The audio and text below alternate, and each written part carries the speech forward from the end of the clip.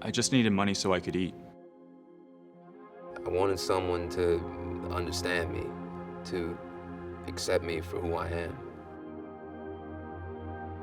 I thought we were in love. Victims of human trafficking come from all backgrounds and walks of life. While their stories are vastly different, they often share vulnerabilities, wants, or needs, be it physical, financial, emotional, or deeply personal, which traffickers then exploit for their own gain. Due to their age and development, children and young adults are particularly vulnerable to this kind of exploitation and may be forced, defrauded, or coerced into situations beyond their control. And while every victim's particular needs are unique, understanding the specifics of their experiences is vital in improving their welfare and future development.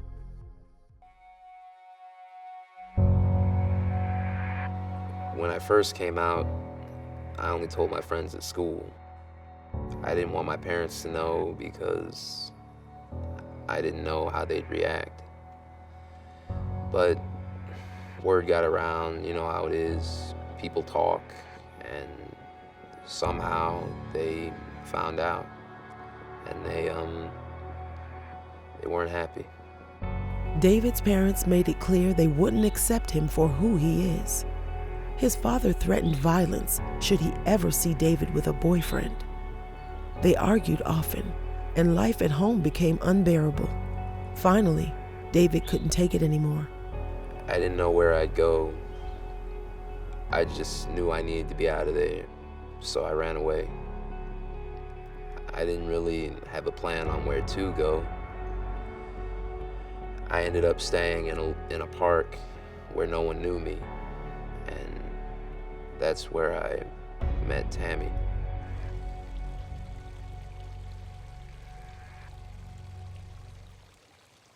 She was friendly, and we talked sometimes. I told her what had happened, and she really seemed to understand what I had been through. She eventually asked me if I wanted to stay at her house. She said there were lots of other kids there, most of them like me. She just really seemed to get it, you know? She said she wanted to help us. I thought it would be great. At first it was pretty cool. You know, no parents, people to hang out with, but then Tammy said I needed to pay rent, and I got scared. I mean, I didn't have any money. And what kind of place is gonna hire a 15-year-old? Tammy had an idea, though. She said there was another way for me to make money. She said a bunch of other kids were doing it. She acted like it was no big deal.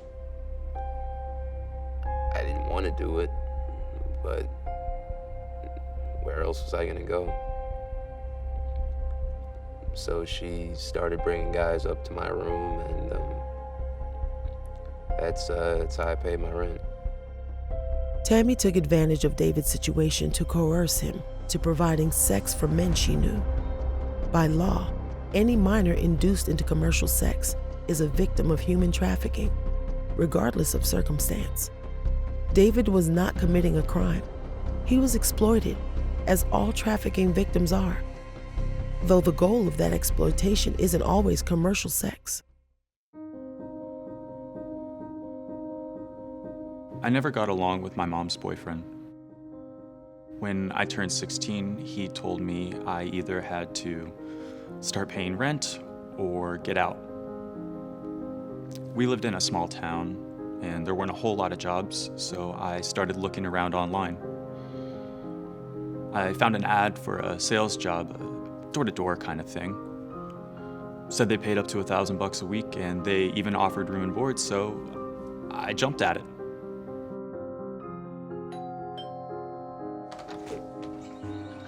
Hey, good afternoon, ma'am. Hi, I'm Ben with Champs. It wasn't what it was made out to be. I had a daily quota. It was impossible to make, and Every time I didn't, my boss fined me for it. Done with the other houses. Thank you. Sometimes he didn't even give me dinner.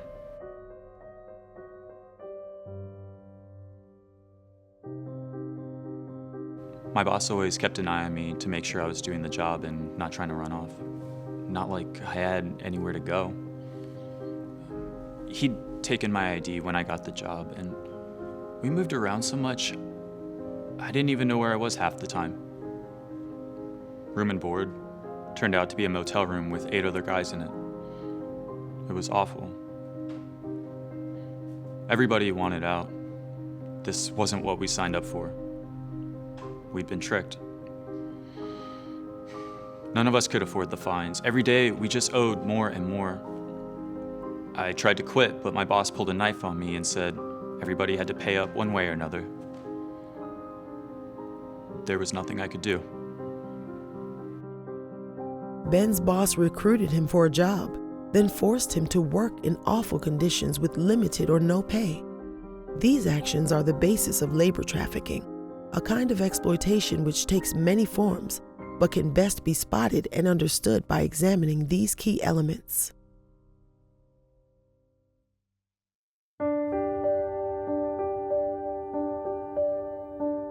I met Will at the mall. He was older, but really cute, and I liked him right away. After a little while, he noticed I was always wearing the same thing, so he bought me new clothes. I didn't really like them, but I liked him, and he said they looked good. I started skipping school to hang out with him at the mall. I didn't tell my teachers or anybody where I was going, and I missed a lot of school. When he asked me out, I knew my parents wouldn't approve, so I didn't tell them. They never knew what I was doing.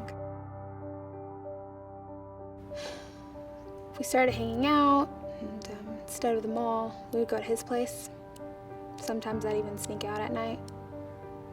I thought it was real. I mean, he told me he loved me. No guy had ever told me that before. One day, he told me he couldn't pay rent, and he asked for my help. He told me I could make money by doing favors for some of his friends. I didn't know what that meant, and when he told me what he wanted me to do, I wanted to say no. But he had done so much for me, and after all, he loved me, right? I thought it was just a temporary thing at first. But then more guys started showing up, ones he didn't know. I couldn't tell my parents. Will said if they ever found out that I would never see him again, and I couldn't stand that.